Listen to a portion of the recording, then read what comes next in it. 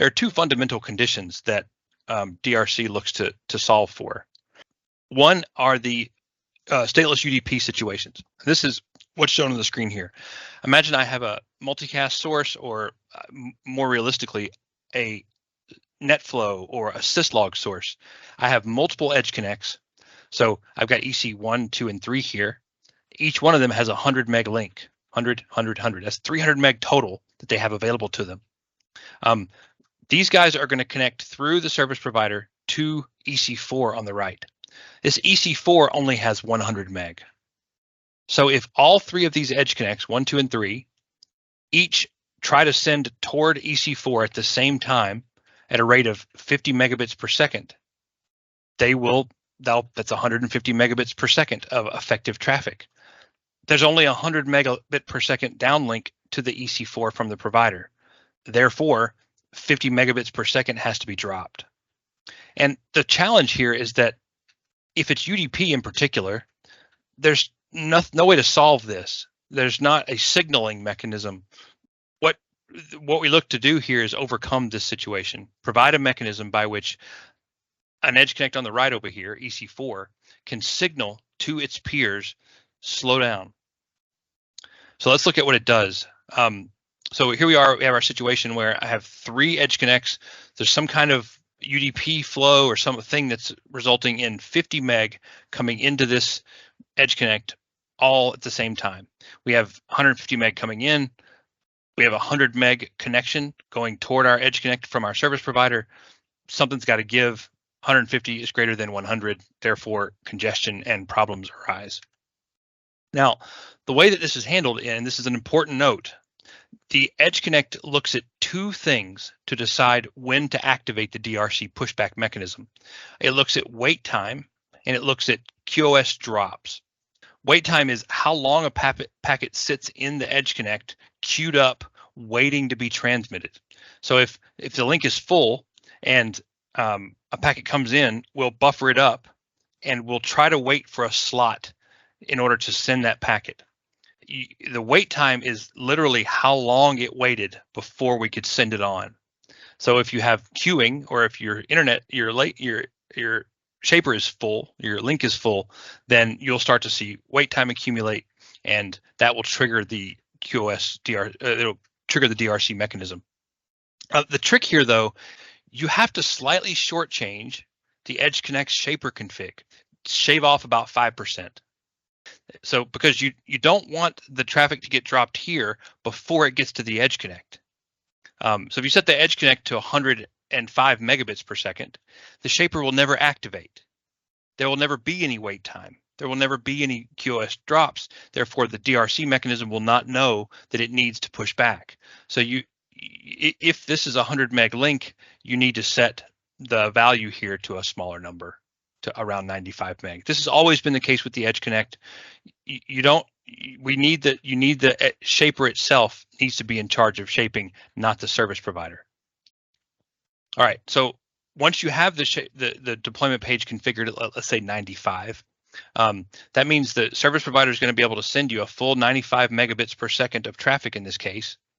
That will result in wait time accumulation or just straight up drops.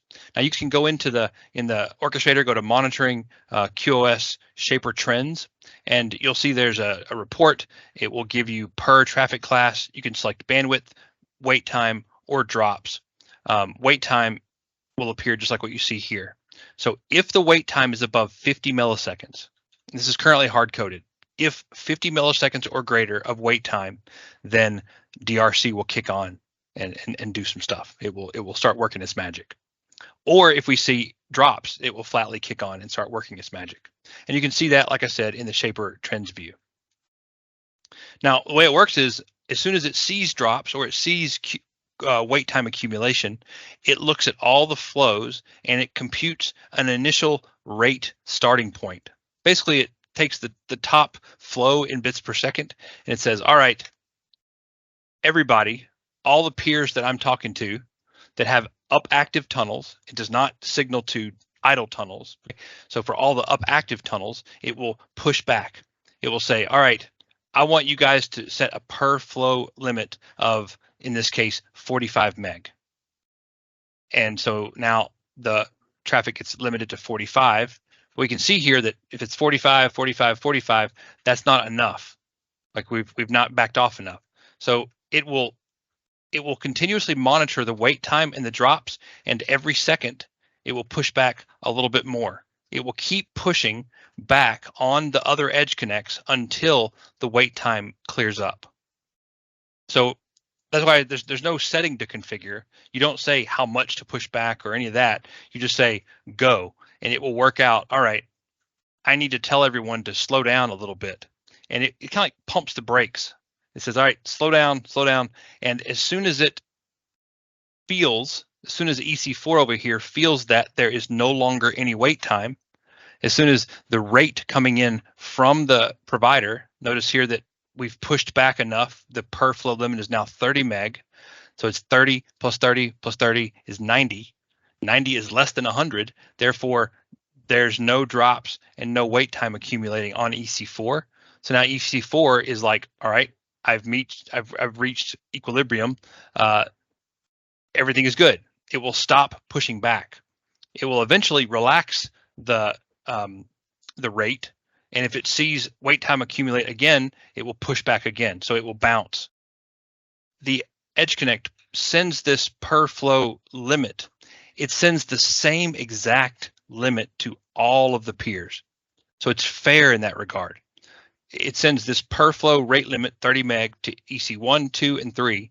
That means all the flows on every one of those devices is now limited to 30 meg.